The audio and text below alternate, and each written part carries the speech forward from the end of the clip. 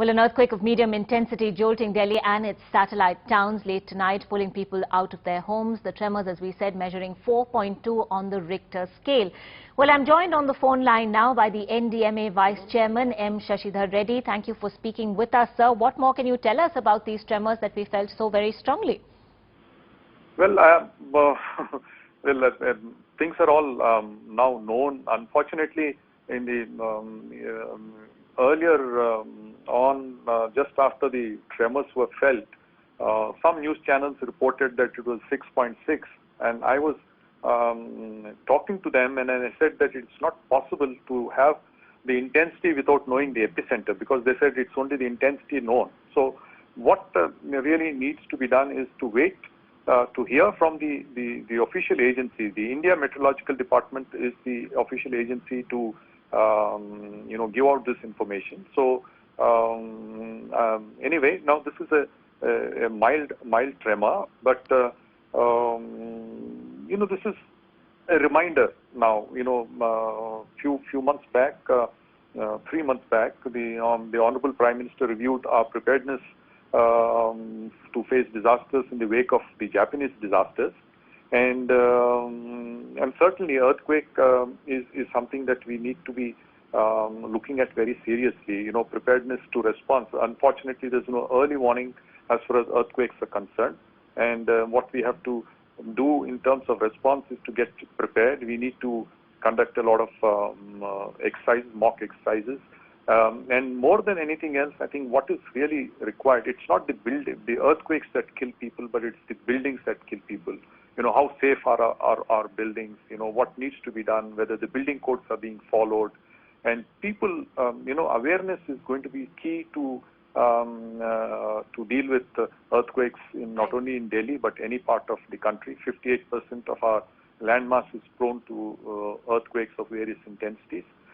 7 out of 17 of our metros are in zone 4 and 5. So it's a matter of great concern. And then it is time now we need to seriously look at Indeed, the sir. compliance We with building take all code. those points, sir. We're seeing these visuals of people actually coming out onto the roads after having felt those tremors, looking extremely worried. Is there an earthquake protocol that ought to be followed in situations like this, and how do we make people more aware of these protocols? Yeah, I mean, this is something. There are a lot of do's and don'ts. Even when there is a tremor, how to protect yourself. You stand in a corner which is considered to be safe, or if there is something, study a table, you need to go under that and duck Right under that and remain like that. Or if you're able to go outdoors and then go to a safer place. So there are a lot of do's and don'ts, simple do's and don'ts that can be very, All right. very Thank useful. you, Mr. Reddy, very much. I do have to go across now to the IMD chief as well, Ajit Tyagi, joining us on the phone line. Thank you for speaking to NDTV, Mr. Tyagi. We, of course, got information from the IMD's website a little while ago, but that earthquake felt at 11:28.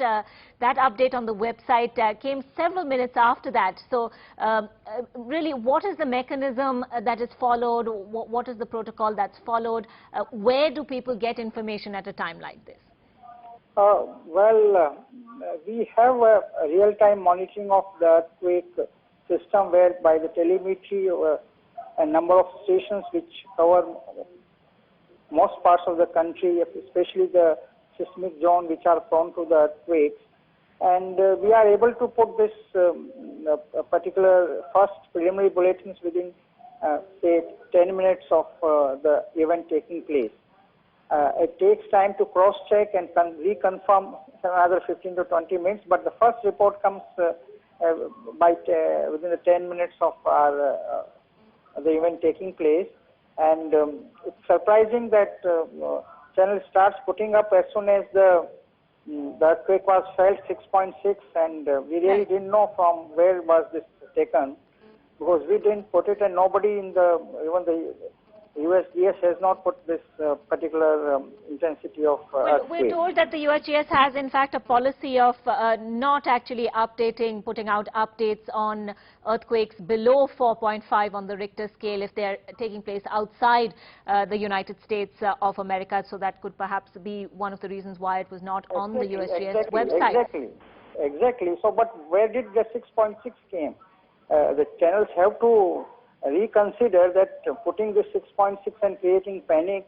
They could have I waited. certainly don't think this channel was responsible for doing that. In fact, we were very circumspect in the reports that we put out. Exactly. Mr. Tyagi, I think you did. Yeah, you did a very considerate reporting, and thank you for that. And that has did a very sobering effect on other channels also.